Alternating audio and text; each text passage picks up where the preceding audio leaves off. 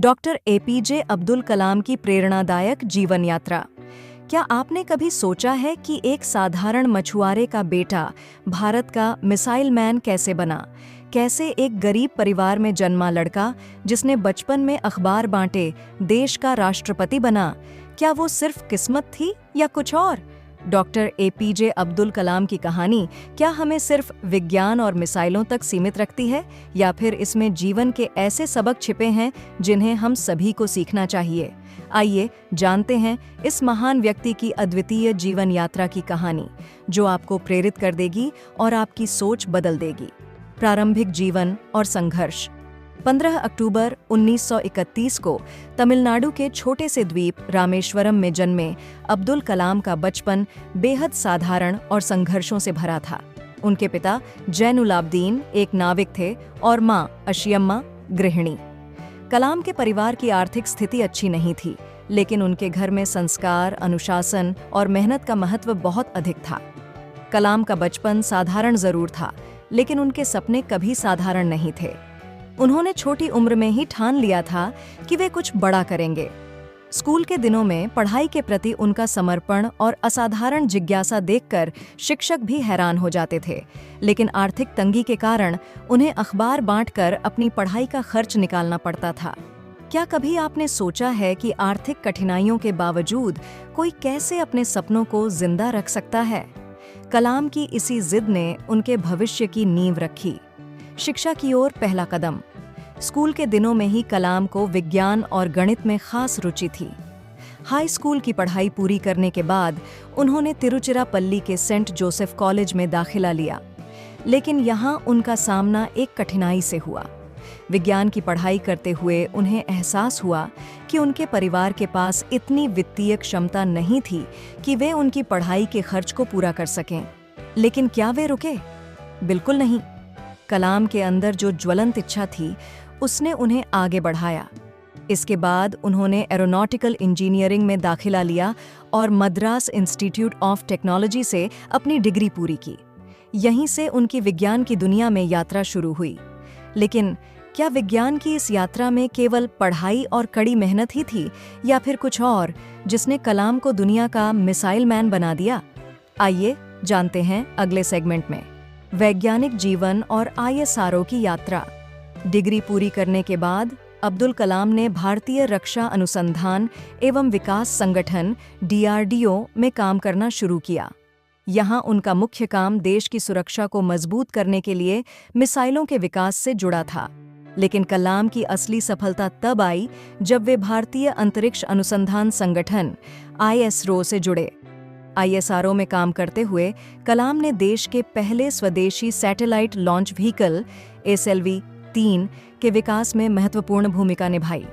1980 में जब भारत ने रोहिणी सैटेलाइट को सफलतापूर्वक अंतरिक्ष में स्थापित किया, तब यह देश के लिए एक ऐतिहासिक पल था। यह कलाम के नेतृत्व में ही संभव हुआ था। क्या आपको लगता है कि ये केवल शुरुआत थी? असल में कलाम के करियर की सबसे बड़ी चुनौती और सफलता अभी बाकी थी। जानिए कैसे उन्होंने भारत को मिसाइल तकनीक में आत्मनिर्भर बनाया। मिसाइल मैन का उदय। 1983 में अब्दुल कलाम को DRDO के integrated guided missile development programme का प्रमुख बनाया गया। ये वो समय था जब भारत अपनी सुरक्षा के लिए पूरी तरह से विदेशों पर निर्भर था। लेकिन कलाम का सपना था कि भारत को अपनी मिसाइल टेक्नोलॉजी में आत्मनिर्भर बनाना। इस सपने को साकार करने के लिए उन्होंने कई अत्याधुनिक मिसाइलों का विकास किया। अग्नि, पृथ्वी, त्रिशूल, आकाश और नाग जैसी मिसाइलें उनके नेतृत्व में तैयार की गईं। इन मिसाइलों ने न केवल भारत की सुरक्षा को सुदृढ़ किया, बल्कि अंतर्राष्ट्रीय स्तर पर भी देश की शक्ति को दिखाया। कलाम को इस योगदान के लिए मिसाइल मैन के नाम से जाना जाने लगा।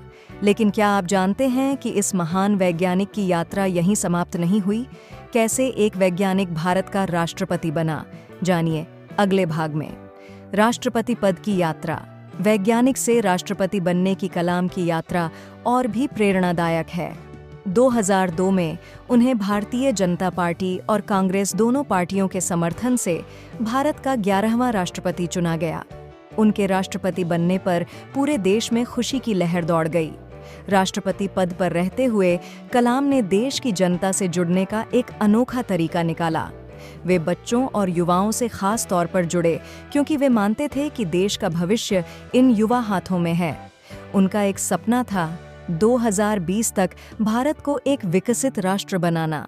लेकिन क्या कलाम का सपना सच हुआ? जानिए उनके राष्ट्रपति पद के बाद की जिंदगी के बारे में अगले सेगमेंट में। प्रेरणादायक व्यक्ति के रूप में जीवन।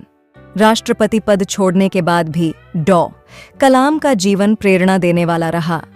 उन्होंने युवाओं के साथ अपने विचार साझा करने के लिए कई किताबें लिखीं, जिनमें विंग्स ऑफ फायर, इंडिया 2020 और इग्नाइटेड माइंड्स प्रमुख हैं।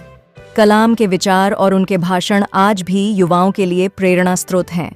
वे हमेशा मानते थे कि सपने वो नहीं होते जो आप सोते समय देखते हैं, बल्कि सपने वो होते हैं जो आपको सोने नहीं देते। उन्होंने भारत के युवाओं को हमेशा अपने लक्ष्य के प्रति समर्पित रहने और अपने सपनों को साकार करने के लिए प्रेरित किया। लेकिन क्या आप जानते हैं कि कलाम का आखिरी दिन भी शिक्षा और प्रेरणा से भरा था? जानिए उनके अंतिम पलों की कहानी। अंतिम दिन और विरासत। 27 जुलाई 2015 एक ऐसा दिन जब पूरा भारत शोक में डूब गया। उस दिन कलाम IIM शिलोंग में एक व्याख्यान दे रहे थे। वे छात्रों को creating a liveable planet earth विषय पर अपना विचार दे रहे थे और इसी दौरान उन्हें दिल का दौरा पड़ा। यह उनकी अंतिम सांसें थीं, लेकिन यह भी उन्होंने अपने पसंदीदा कार्य, शिक्षा और प्रेरणा देने के दौरान ली। कलाम का निधन एक युग का अंत था, लेकिन उनकी विरासत हमेशा जीवित रहेगी। उन्होंने जो सपने देखे थे वो आज भी लाखों युवाओं के दिलों में जिंदा हैं। उनकी जीवन यात्रा इस बात का प्रमाण है कि अगर इंसान के पास इच्छा शक्ति और कड़ी मेहनत हो तो वो किसी भी कठिनाई को पार कर सकता है। क्या हम कलाम के सपने को पूरा कर सकते हैं? क्या हम अपने देश को विकसित राष्ट्र बना सकते हैं? जवाब आपके हाथों में है। डॉक्टर APJ अब्दुल कलाम केवल एक वैज्ञानिक या राष्ट्रपति नहीं थे, वे भारत के हर युवा के लिए एक प्रेरणा हैं। उनका जीवन हमें सिखाता है कि असंभव कुछ नहीं है। हम सबको अपने अंदर के कलाम को जगाना होगा और उस सपने को देखना होगा जो सिर्फ हमें ही नहीं बल्कि पूरे देश को बदल दे। APJ अब्दुल कलाम बोला था, सपने वो नहीं होते जो आप सोते समय देखते हैं, बल्कि सपने वो होते हैं जो आपको सोने नहीं देते।